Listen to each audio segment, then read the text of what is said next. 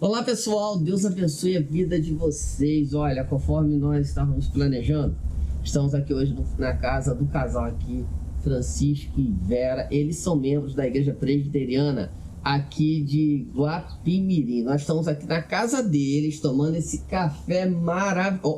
Olhem a mesa, gente. Olha que coisa bonita. Isso aqui a gente não vê em qualquer lugar, não. Só na casa de um casal que se dispõe a ser missionário. Olha que coisa boa, né? Nós vamos estar contando nesse mês de agosto a história desse casal. Eles têm assim, muitas histórias boas para nós, que assim iremos ouvir. E será assim, bem motivador e desafiador para a nossa vida. E eles vão contar sobre plantação de igreja, sobre revitalização. E eles têm uma característica muito, muito pessoal, que essa caminhada deles não foi uma caminhada onde eles estiveram nem pela PMT, não estiveram pela Junta de Missões Nacionais, não estiveram pela JMN. Eles foram missionários autônomos. Então, assim, é uma característica diferenciada, e nessa autonomia deles, eles fizeram várias plantações, onde algumas igrejas, elas são da Assembleia de Deus, da Metodista, Wesleyana, presbiterianas tem também, né? Então, assim, foi um trabalho... Batista também? Que legal. Então, assim, teremos assim muitas histórias para ouvir ao longo dessa caminhada. Mas antes de qualquer coisa, vamos orar? Vamos orar. Em nome de Jesus, Senhor, muito obrigado por esse dia, por essa manhã, por estarmos aqui na casa dos teus servos, estarmos fazendo esse trabalho a fim de divulgar, Senhor, não o nome de pessoas, mas a nossa intenção aqui é glorificar o teu nome por meio da vida dos teus servos. E essa é a nossa intenção, é a intenção de todos nós aqui. E assim, com isso, motivarmos a tua igreja, para a tua igreja visualizar que é possível viver nesse mundo, pregar o Evangelho, anunciar o teu Evangelho. Ó Deus, que essas tiragens durante todo esse mês de agosto sejam bênção na vida de pessoas, na vida da tua igreja, na vida do teu povo, em nome de Jesus. Amém. Vamos cantar um louvor? Eu sei que Chiquinho, você gosta de cantar. Gosto. Chiquinho gosta. Pega o violão aí, Júnior. Vamos cantar. O Júnior é o cara que entende de violão, entendeu? Ele é o cara que manda lá na igreja. Mas a gente está tomando esse café. Eu acho que a gente vai fazer um bate-papo hoje aqui, gente. Vai ser tomando café, vai ser ouvindo a história deles. E nós vamos cantar um louvor aqui agora. Tem um louvor que vocês preferem cantar? Buscar primeiro o reino de Deus. Buscar primeiro o reino de Deus? Vamos cantar esse louvor então. Eu acho que o dom maior vai embora.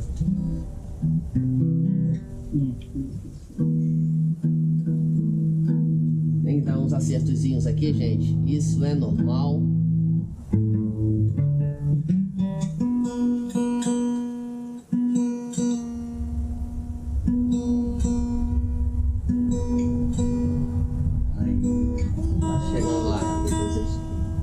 Buscar primeiro o reino de Deus é uma canção bem antiga, né? Antiga. Deve ter cantado muito isso com aquela turma lá, né? Vamos lá? Buscar primeiro o reino de Deus e a sua justiça. Todas as outras coisas vos serão acrescentadas. Aleluia, aleluia. Busca primeiro o reino de Deus e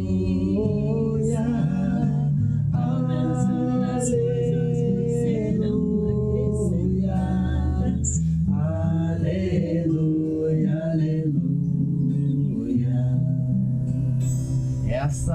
Esse louvor tem história, né? Tem história, tem conteúdo.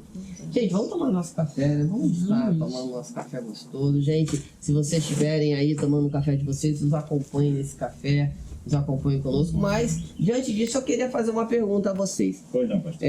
Já que vocês foram missionários, e nesse sentido, missionários autônomos, como que nasce esse chamado na vida de vocês? Como que isso acontece? Conta isso aí pra nós, compartilha conosco. Bem, no início da nossa caminhada, saindo do Rio de Janeiro para pregar lá fora, implantar trabalho evangelístico lá fora da igreja, não só presbiteriana, mas também em outras denominações, foi quando eu visitei a minha tia, a tia da Vera, na realidade, considero minha tia também, tia Naí. É assim que está nascendo o chamado, né? Exatamente, para trabalhar com em missões. Missões. E visitando lá em Glória de Cataguases, nossa tia Naí, tia Biné, nós percebemos que lá não tinha nenhuma igreja. Ele se reunia uma vez por semana na casa do irmão, seu Zito, e dona Jovelina, uma vez por semana, aos domingos à tarde. Só que para eles irem até a casa do seu Zito e dona Jovelina, eles tinham que andar um pedaço a pé. E esse pedaço era muito longe? Como era? Era mais ou menos longe, uns 20 minutos. Só que não só a pé, mas também até o centro da localidade lá, Glória de Cataguases, teria que andar 1h20. E não tinha nenhuma igreja evangélica nessa localidade, somente a igreja católica, apostólica romana. E então pensei, puxa vida, eu aqui em Vila Paulina, nós temos coral, temos quarteto, temos mocidade, temos um grupo. Vila Paulina, que você fala, é onde aqui, eu me converti, em Belfor Roxo. Belfor Roxo. E a tia aqui não tem uma igreja onde ela pode louvar o Senhor, buscar o Senhor, embora ela fazia reunião com o irmão Zito, que também é da igreja batista, olha só. Então juntava o presbiteriano lá em Glória e o batista. A família da minha tia, a tia Biné, a tia Naí, o Celso e a Paulinha. Estavam tomando conta de um sítio lá do seu Cunha na época, tio da Vera. Então eu cheguei lá, fiquei uma semana lá e fiquei com muita tristeza de não ter nenhuma igreja nesse local. Então senti o desejo e o chamado de começar trabalhos evangelísticos onde não tivesse nenhuma igreja. Então nós começamos por Glória de Cataguases. Mas você já era casado? Eu era casado, já tive nossos filhos. Isso em 1994. Você trabalhava com o que nessa época? Eu era gerente de uma loja da alfaiataria Cunha, em Mesquita. Na época, ali na Praça de Mesquita, eu era gerente lá, em 1994. Então você tinha a loja, trabalhava, gerenciava a loja, e aí você teve esse chamado para ir... Primeiramente para Glória de Cataguases. Glória de Cataguases. E aí o que acontecia com a gente? A gente fechava a loja sábado à tarde, entrava no carrinho, que a gente tinha um carrinho em Marajó, 1986, e íamos até Glória de Cataguases, na época, para começar esse trabalho lá onde não tinha essa igreja.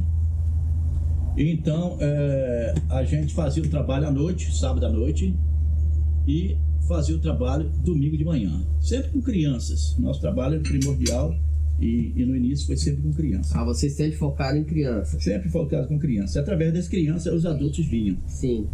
E nós começamos do nada esse trabalho. Bem semelhante com o que Simonton faz com a esposa aqui quando chegam no Brasil, né? Eu ouvi dizer que foi assim. Exatamente.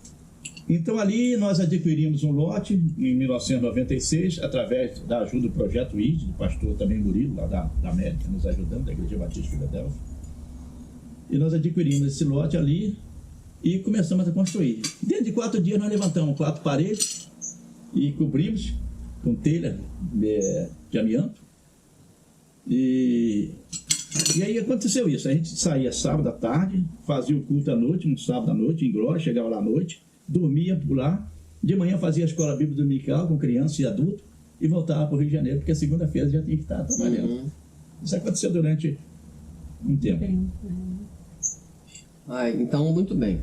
Aí você recebe assim, a minha pergunta é, você era casado, já tinha filhos? Sim. Tanto o Renato... Como o Ricardo e a Vanessa. 3. E eles já eram adolescentes? Já eram adolescentes. Bom, casado, a sua renda era... A sua renda era o seu trabalho. E a sua esposa? Nessa história toda aí, ela estava de acordo, não estava de acordo? Como que foi esse início aí? A princípio não. Eu acho que ela não deve falar. Não estava de acordo? Não. Aí... E a gente trabalhava lá na alfaiataria, eu também ajudava ele, né? Na loja. E aí foi quando eu fui participar, porque até então ele sempre tinha esse desejo de sair para missões, mas eu não sentia ainda no coração. E os netos já chegando, né? Aquela alegria de ser vó e tal. Querendo curtir os netos, né? Aí teve um trabalho da SAF, um retiro espiritual. E eu pensei... Da SAF de onde? Da SAF, da primeira igreja de Nilópolis. Ah, da primeira de Nilópolis. Vocês eram membros na primeira de Nilópolis. Nós estávamos como membro ali, que a gente estava ajudando no Cabuís, o trabalho de Cabuís. Né? E aí eu fui para esse trabalho, mas com um objetivo de ouvir a confirmação de Deus, porque eu via o desejo imenso que ele tinha e eu não tinha. Eu falei, não adianta eu ir, eu acompanhá-lo, né? Falou com minha esposa, mas comigo não e fica meio, né? E até porque precisa ter um comum acordo aí para poder as coisas de Deus, o trabalho de Deus fluir, né? Sim. Mas eu fui com esse objetivo, de ouvir a confirmação de Deus. E quando eu cheguei lá, tudo que eu ouvia, Deus falava no meu coração e aquilo disparava no coração, sabe? Era como se eu tivesse chegado mesmo a hora e eu não estava querendo, mas eu senti que Deus já estava confirmando. E através de mensagens, de louvores, e até foi uma subida ao monte, nós fizemos nesse sítio, tinha um monte lá e a presidente da SAF, da federação, foi também. E ela falou, quem nunca teve experiência de subir ao monte para orar, nós vamos ter esse momento. E elas prepararam de uma maneira tão linda, que na subida ao monte, a gente subia e passava umas curvas e tinha umas placas, e cada placa tinha um versículo. E eu senti, assim, Deus falando, e um dos versículos, assim, que veio aquela confirmação mesmo, que eu guardei no meu coração, foi Atos, capítulo 1, versículo 8. Mas recebereis poder ao descer sobre vós o Espírito, né? E sereis minhas testemunhas, tanto em Jerusalém como em Samaria e até os confins da terra. Então eu falei, meus filhos já caminham, graças a Deus todos estão firmes, né? E buscam a Deus. E a gente tem levado vizinhos, a gente tem evangelizado. Quando tínhamos culto nos nossos lares, a gente convidava os vizinhos e eles participavam, né, amor? Verdade. Conosco. Hoje muitos estão na igreja, aquelas crianças. Muitos estão na igreja, a gente fica muito feliz, né? E eu falei, então chegou o momento de sair. E eu percebi na loja que tinha dias que ele ficava assim, como se ele fosse dar um AVC, um derrame, alguma coisa assim, que ele entortava o rosto, né? E eu pensei, meu Deus, se eu não for com ele também, ele pode adoecer e esse sonho dele, esse chamado dele não se realizar, né? E foi aí que eu comecei mais a buscar a Deus e eu recebi essa confirmação. Ok. E vamos continuar essa história no próximo vídeo? vamos. Pessoal, olha só. Tá vendo que o negócio tá começando a ficar bom, né? Olha, o Francisco começou a falar do início dele, do chamado dele. A Vera agora começou a pontuar sobre como Deus confirmou no coração dela esse chamado. Amanhã, apareçam, estejam aqui conosco. Vocês vão terminar de ouvir essa história que a Vera conta. Olha, vou logo dizer para vocês. Tem um detalhe que é lindo, que é maravilhoso. E isso ela ainda não falou. Mas aguardem, ela vai contar. Amanhã nos veremos. Que Deus abençoe vocês. Amém. Que assim continuem sendo edificados. Em nome de Jesus. Amém.